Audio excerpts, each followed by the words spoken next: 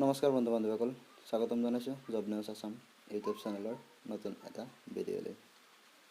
আজি আমি এই ভিডিঅ'ত অসম চৰকাৰৰ যিকোনো প্ৰতিযোগিতামূলক পৰীক্ষাৰ বাবে আহিবলগীয়া কিছুমান অতি গুৰুত্বপূৰ্ণ প্ৰশ্নৰ উত্তৰ আলোচনা কৰিম। এই ভিডিঅ'টো যদি আপোনালোকৰ ভাল লাগে, ভিডিঅ'টো লাইক কৰিব আৰু চেনেলটো ছাবস্ক্ৰাইব কৰিব। তো আহক আমি দেৰি নকৰাকৈ ভিডিঅ'টো আৰম্ভ কৰোঁ।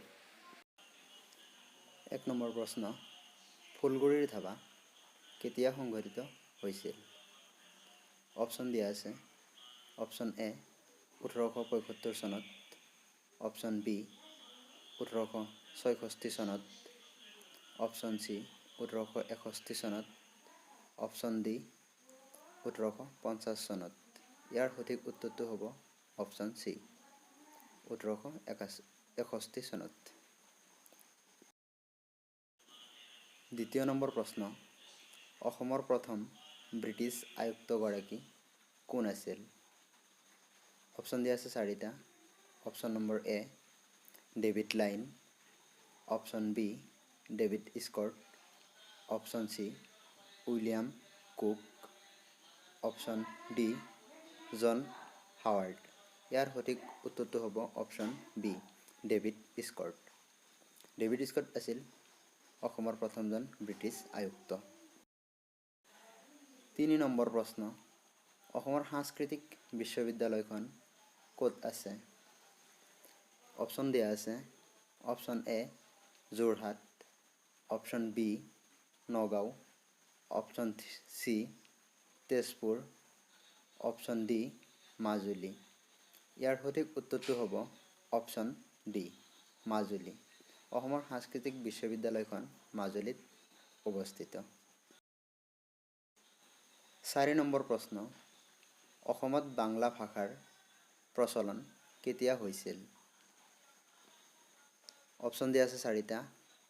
অপশ্যন এ 1833 চনত, অপশ্যন বি 1836 চনত, অপশ্যন চি 1840 চনত, অপশ্যন ডি 1858 চনত।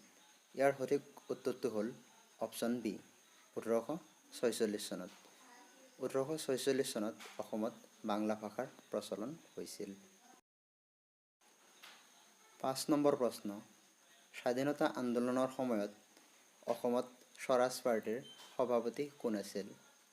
অপশ্যন কেইটা হ'ল option A Bishnuram Medhi, option B Nabin Chandra Barua, option C Gopinath Bordoloi, option D Tarunram Phukan. ইয়াৰ সঠিক উত্তৰটো হ'ব অপশ্যন ডি তৰুণৰাম ফুকন। তৰুণৰাম ফুকন আছিল স্বাধীনতা আন্দোলনৰ সময়ত অসমৰ স্বৰাজ পাৰ্টীৰ সভাপতি। 6 নম্বৰ প্ৰশ্ন, নিম্নলিখিত কোনজন অসমীয়াই গান্ধীজীৰ দণ্ডি যাত্ৰাত অংশগ্ৰহণ কৰিছিল? অপশ্যন কেইটা হ'ল option A Tarunram Phukan, option B Amiya Kumar Das, option C Rohini Kumar Chaudhuri, option D Liladhar Barua. ইয়াৰ সঠিক উত্তৰটো হ'ব অপশ্যন ডি লীলাধৰ বৰুৱা। লীলাধৰ বৰুৱাই গান্ধীজীৰ দণ্ডি যাত্ৰাত অংশগ্ৰহণ কৰিছিল। 7 নম্বৰ প্ৰশ্ন, ভূপেন হাজৰিকাক কোন বছৰ দাদা চাহেব ফাল্কে বঁটা প্ৰদান কৰা হৈছিল? অপশ্যন দিয়া আছে। অপশ্যন এ 2002 চনত, অপশ্যন বি 1992 চনত, অপশ্যন চি 1982 চনত, অপশ্যন ডি 1972 চনত। ইয়াৰ সঠিক উত্তৰটো হ'ব অপশ্যন বি 1992 চনত। 1992 চনত ভূপেন হাজৰিকাক দাদা চাহেব ফাল্কে বঁটা প্ৰদান কৰা হৈছিল। 8 নম্বৰ প্ৰশ্ন, ঐতিহাসিক অসম চুক্তি কেতিয়া স্বাক্ষৰিত হৈছিল? অপশ্যন দিয়া আছে 4টা। অপশ্যন এ 1995 চনত, অপশ্যন বি 1984 চনত, অপশ্যন চি 1990 চনত, অপশ্যন ডি 1985 চনত। ইয়াৰ সঠিক উত্তৰটো হ'ব অপশ্যন ডি 1985 চনত। 1985 চনত ঐতিহাসিক অসম চুক্তি স্বাক্ষৰিত হৈছিল। 9 নম্বৰ প্ৰশ্ন, শ্ৰেষ্ঠ বৈশিষ্ট্যপূৰ্ণ ছবিৰ ৰাষ্ট্ৰীয় চলচ্চিত্ৰ বঁটা লাভ কৰা প্ৰথম অসমীয়া ছবি হৈছে অপশ্যন দিয়া আছে অপশ্যন এ হালধীয়া Choraye Baodhan Khai, option B Chameli Memsaab, option C Village Rockstar, option D Piyoli Phukan. ইয়াৰ সঠিক উত্তৰটো হ'ব অপশ্যন এ হালধীয়া চৰায়ে বাওধান খায়। হালধীয়া চৰায়ে বাওধান খায় শ্ৰেষ্ঠ বৈশিষ্ট্যপূৰ্ণ ছবি ৰাষ্ট্ৰীয় চলচ্চিত্ৰ বঁটা লাভ কৰিছিল। 10 নম্বৰ প্ৰশ্ন, কোনখন মহাদেশত মৰুভূমি নাই? অপশ্যন দিয়া আছে অপশ্যন এ এছিয়া মহাদেশ, অপশ্যন বি আফ্ৰিকা মহাদেশ, অপশ্যন চি অষ্ট্ৰেলিয়া মহাদেশ, অপশ্যন ডি ইউৰোপ মহাদেশ। ইয়াৰ সঠিক উত্তৰটো হ'ব অপশ্যন ডি ইউৰোপ মহাদেশ। ইউৰোপ মহাদেশত কোনো ধৰণৰ মৰুভূমি নাই। 11 নম্বৰ প্ৰশ্ন, ৰঙিয়াৰ কৃষক বিদ্ৰোহ কেতিয়া সংঘটিত হৈছিল?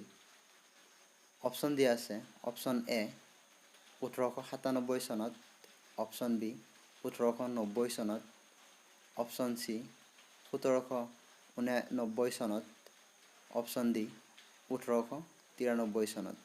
ইয়াৰ সঠিক উত্তৰটো হ'ব অপশ্যন ডি 1893 চনত। 1893 চনত ৰঙিয়াৰ কৃষক বিদ্ৰোহ সংঘটিত হৈছিল। 12 নম্বৰ প্ৰশ্ন, নিম্নলিখিত কোনটো সিন্ধু উপত্যকা সভ্যতাৰ বন্দৰ আছিল? Option A Mohenjodaro, option B Lothal, option C Ropar, option D Kalibangan. ইয়াৰ সঠিক উত্তৰটো হ'ব অপশ্যন বি লোথাল। লোথাল সিন্ধু উপত্যকা সভ্যতাৰ বন্দৰ আছিল। 13 নম্বৰ প্ৰশ্ন, কামৰূপ ৰাজ্যত প্ৰৱেশ কৰাৰ আগতে হিউৱেন-চাঙে কোনখন নদী পাৰ কৰিছিল? অপশ্যন 4টা দিয়া আছে। তাৰ ভিতৰত অপশ্যন এ বৰাক নদী, অপশ্যন বি ব্ৰহ্মপুত্ৰ নদী, অপশ্যন চি টৰ্চা নদী, অপশ্যন ডি কৰতোৱা নদী। এই অপশ্যন 4টাৰ ভিতৰত অপশ্যন নম্বৰ ডিটো হ'ব শুদ্ধ উত্তৰ, কৰতোৱা নদী। হিউৱেন-চাঙে কামৰূপ ৰাজ্যত প্ৰৱেশ কৰোঁতে কৰতোৱা নদী পাৰ কৰিছিল।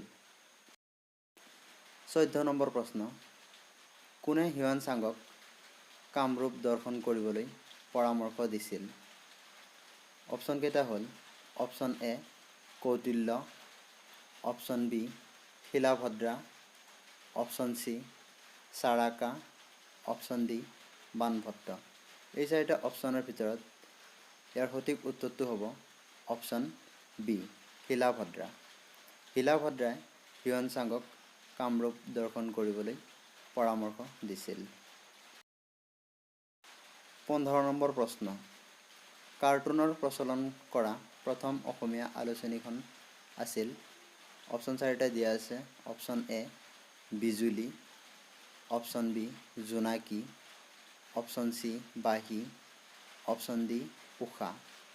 এই অপশ্যন 4টাৰ ভিতৰত ইয়াৰ সঠিক উত্তৰটো হ'ব অপশ্যন চি বাঁহী। বাঁহী আলোচনীত প্ৰথম কাৰ্টুন প্ৰচলন কৰা হৈছিল। 16 নম্বৰ প্ৰশ্ন, নিম্নলিখিত কোনটো লোহিত নদীৰ উপনদী? Option A Bharali, option B Tewai, option C Tumga, option D Jamal. এই অপশ্যন কেইটাৰ ভিতৰত ইয়াৰ সঠিক উত্তৰটো হ'ব অপশ্যন বি তেৱাই। তেৱাই হৈছে লোহিত নদীৰ এখন উপনদী।